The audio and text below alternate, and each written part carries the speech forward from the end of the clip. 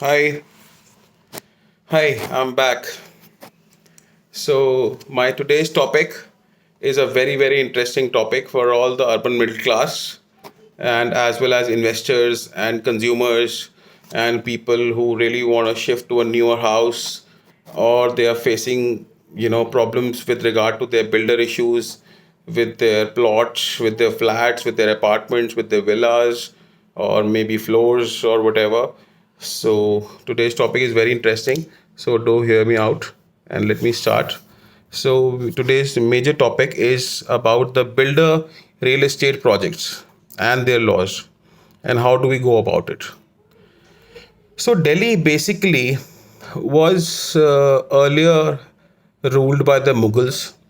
So there was nothing called ownership of plots, and in fact, Delhi was limited to the old Delhi area, that is Chandni Chowk, and the other smaller areas around it. So majorly they were havelis or they were cottages for the labor. And then the British came in. The British came in. They formed the Luton Zone, and they made certain other VIP areas till 1947, till we got our independence. And slowly Delhi expanded its radius, its circumference, and after the partition the Punjabis came in. The Punjabis got rehabilitation plots in various areas of Delhi in lieu of their properties under the Evacuee Property Act and enemy property laws, which the properties which they had held, left back in Pakistan. In lieu of them, they got their alternate plots here in Delhi and other places in India. And then after some time, in maybe you see 70s or 60s, you can say, uh, a big builder like DLF came and he made plotted communities. But how these plotted communities started, that's very interesting. The villagers, Delhi was full of villagers who were the native of Delhi. Their agricultural lands were acquired by the government of India and it was sold to the builders, and the builders made gated communities, or even though gated community is a very new term right now, they made plots, they cut plots, and they sold to the people who wanted to buy those plots. And those plots are worth 300, 500 times the value today what people had bought way back. And in fact, the rehabilitation plots are also, money, a lot of money, black money, white money is involved in all this. And that's why there's so much fuss. So what happened in till 80s, this was the concept. But in 90s, what happened was, uh, Delhi still needed expansion because of migrant labor was coming in from across India. So it expanded to Gurgaon, Noida, and Kundli, you can say Ghaziabad, so Indrapuram, all these, these satellite towns came up.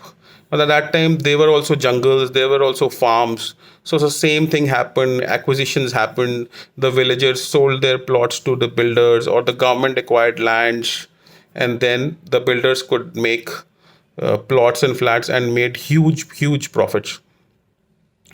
But to a certain extent, till the 90s, till the early 2000s, there was a sense of decency, there was a sense of honesty, there was a sense of mutual trust between the consumer of the real estate and the builder. But somehow, when a lot of money came in, and when a lot of real estate boom took place, uh, things went beyond control of the government and the builders also. So, and that's how there were delays. I mean, so many things which happened. There were cheating cases. There was, the builder had not even bought the plot and he had sold hundreds of flats. Instances like this started happening, and the rise of urban middle class who wanted to shift. And when the joint families broke and when the migrants came in India, in Delhi, so from pan India, this thing, everybody wanted a decent flat or a place to live or a flat or a an apartment, you can say a villa or a house or a builder floor, and that's how things started happening. So with builder floors, it's basically a suit for specific performance and refund of my earnest money or title disputes. All these things happen in a civil case, which I can discuss in my other video. So today, most of the things which I want to discuss about are the laws and the courts and the forums which one can go to if he's stuck up or has a dispute with a builder, uh, with a big builder. There are so many builders in the market. There are some with different turnovers, starting from and net worth from a few crores to thousands of crores. They're in the market. They're from a single floor to multi-rise, high-rise buildings till 100 floors. These days properties are coming up. So, which are the 5 6 remedies or the courts which one prefers? So, right now, first is civil suit. Civil suit you can file against the builder, which is normally not maintainable as there is an arbitration clause in the builder buyer agreement. But that is also challengeable in the Competition Commission of India. Then, secondly, you can go to the consumer court. Consumer court has also gave many landmark judgments and given relief to consumers. Thirdly, if there is a serious offense and it is apparent that the builder has cheated or defrauded or misappropriated your funds, one can go to with a police complaint and FIR registration. There is a separate land and building department of economic offences wing which handles such matters in bulk as well as individual complaints. And the newest forms are RERA and NCLT. So let me explain all this, you know, point wise. So in a civil suit, normally there is a suit for declaration, mandatory injunction, and permanent injunction, which is clearly stating that I am the owner of the property, he is not, and he is interfering with my peaceful possession, or he has ousted me from the possession. So I may be given my plot back or my flat back, and so things like that. And that may be challengeable in the court. Now, with consumer court, what the point is that in consumer, one has to show that he had bought this plot or flat or villa or the builder floor for his bona fide requirement, and there is a Supreme Court judgment which says which limits a consumer to a number of units, and makes him a consumer, otherwise an investor. So, and he may go to the consumer court and say that the builder has done malpractice, has deficiency in service, there is a delay in possession of the property, and kindly give me interest and damages along with the principal amount which I have paid to the builder. With police complaint, what happens is that people normally write down their complaints, send it to the commissioner along with the DCP, along with the ACP, along with the joint commissioner, and to the SHO of the concerned area. And the complaint is referred to the economic offences wing. The economic offences wing IO is marked, and he sends us a letter who says that come and join the investigation, kindly give a statement, and the statement is recorded. And then if the FIR is registered, if the IO is satisfied that yes, there is a crime committed by the builder, one can file a case against him, and the builder would maybe pay up your amount and go for quashing of the complaint or try and settle with you, since it's a criminal offense and nobody wants to go to the jail. With Competition Commission of India, what happens is that since these are unilateral contracts, you will go, I mean, no matter what your property is, you will go and you'll see a 30-page, 40-page, 50-page agreement, and you'll say, okay, fine, I'm just signing it, I just want the property, or I just want to lease it out, and I'll sign it. So normally what happens is the builders misuse this. And these are unilateral contracts which are mostly in favor of the builder. and so these can also be challenged and have been challenged lately, and to the relief of the consumers. And then with RERA, this is the newest thing. Now the builder projects have to be RERA approved.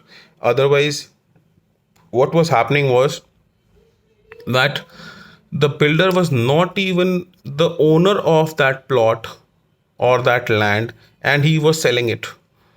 Or maybe, he had diverted funds to other projects and was delaying the other project. So this is one of the remedy under RERA. There is a certain percentage, a bank rate, which is given. We can file an online complaint to the concerned RERA authority. Every area, every city, or every area district, every area, in fact, in India, is governed by some RERA court. So we can file a RERA complaint, and thereby an award is passed in favor of the consumer if we prove our case. And then NCLT, that's we can go to IBC code, that's in insolvency and bankruptcy code. uh, Supreme Court has held that we are financial creditors. The consumer of a plot, the buyer of the plot, is a financial creditor, not an operational creditor. And a financial creditor has a priority in taking money from the builder. So one can always file. But now the fashion has come, in fact, not fashion, the procedure has changed. And with national commission, that is the National Forum for Consumer Courts, and the NCLT, class action petitions, class action complaints are being filed.